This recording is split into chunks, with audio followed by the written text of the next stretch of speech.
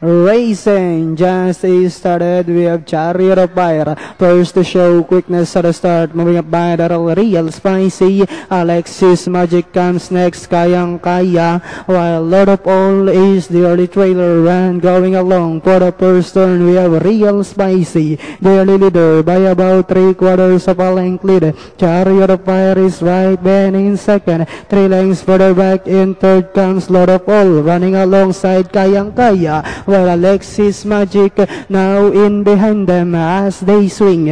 Down the back we have Real Spicy by about 2 lengths. Chariot of Fire in second, 5 lengths further back in third comes Kayang Kaya. Moving upon the outside Alexis Magic, while Lord of All still running at the tail of the field.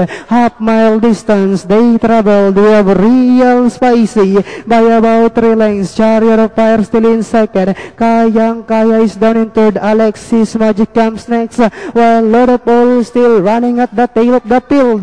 Time is running out as the competition now reached the part turn. We have Real Spicy maintaining a 20.5 lengths lead. Chariot of Fire still in second. Kayang Kaya is down in third. Alexis Magic comes next, while Lord of All is still running at the tail of the field. As they swing to home, we have Real Spicy. This time draws clear by about 5 lengths. Chariot of Fire still in second with about 100 meters of the race.